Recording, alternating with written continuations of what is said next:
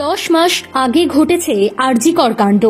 হাসপাতালে night duty করার সময় নির্যাতনের শিকার হয়েছিলেন ডাক্তারি পড়ুয়া এক ছাত্রী। সেই ঘটনা কোথাও মিলেমিশে গিয়েছে কালীগঞ্জ উপনির্বাচনে। ভোটের ফল ঘোষণার পর বিজয় উল্লাস চলাকালীন বোমার আঘাতে মারা গিয়েছে 10 বছরের এক বালিকা। তামান্না খাতুনের ঘটনা হইচই ফেলেছে গোটা রাজ্যে। এরই মধ্যে খাস কলকাতায় ফের নির্যাতনের শিকার এক মেয়ে। সাউথ ক্যালকাটা ল কলেজের এক ছাত্রী গণ নির্যাতনের শিকার। যেখানে পড়তে যান সেই কলেজেই তাকে এমন ঘটনার মুখে পড়তে হয়েছে। এই ঘটনায় অভিযোগের তীর তৃণমূলের দিকে। মিডিয়ার তরফে বলা হচ্ছে যে 3 জন অভিযুক্ত তারা তৃণমূলের ছাত্র পরিষদের সঙ্গে যুক্ত। এই ঘটনায় আবারও উত্তাল রাজনৈতিক মহল। সমস্ত মহল থেকেই কড়া নিন্দা করা হচ্ছে। সাউথ ক্যালকাটা ল কলেজের ঘটনার প্রতিবাদে সামিল হল সিপিআইএম এর ছাত্র ও যুব সংগঠন। এসএফআই এবং ডিওয়াইএফআই এর যৌথ উদ্যোগে কসবা থানা ঘেরাও করা হয়। কার্যত সেখানে ধুন্ধুমার পরিস্থিতির তৈরি হয়। ছাত্র ও যুব নেতাদের আটকাতে রাস্তায় নামে পুলিশ।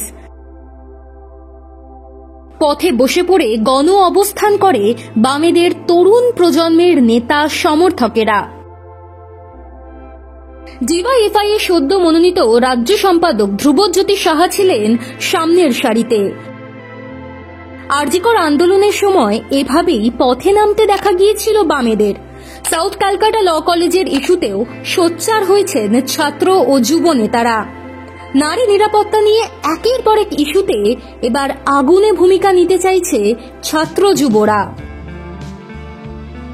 কসবা থানা ঘেরাও করতে গিয়ে বাম ছাত্র যুবদের ওপর লাঠি চালানো হয়েছে এমনই অভিযোগ উঠেছে। গ্রেপ্তার করা হয়েছে বেশ কয়েকজনকে, আর তাতেই ক্ষোভ আরো বাড়ছে।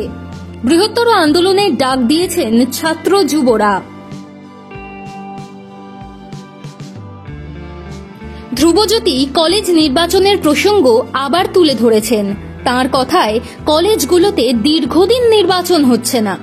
এর ফলে কলেজে কলেজে ঘুঘুর বাসা তৈরি হয়েছে। নির্বাচনের দাবি আমরা অনেক দিন ধরেই তুলছি।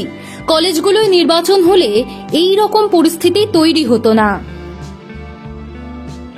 সিপিআইএম এর ছাত্র সংগঠন এসএফআই এর রাজ্য সম্পাদক দেবাঞ্জন দে তীব্র ভাষায় নিন্দা করেছেন এই ঘটনার। বলেছেন, একটা অপরাধ চক্র কাজ করছে এর পিছনে। আরজিকরের ঘটনা আমাদের চোখে আঙুল দিয়ে দেখিয়ে দিয়েছে এই রাজ্যের কোনো ক্যাম্পাসে মেয়েরা নিরাপদ নয়। নিরাপত্তাহীনতায় ভুগছে তারা। পুলিশ প্রশাসন কেন নীরব থাকছে? কেন এরা ক্যাম্পাসে থাকবে?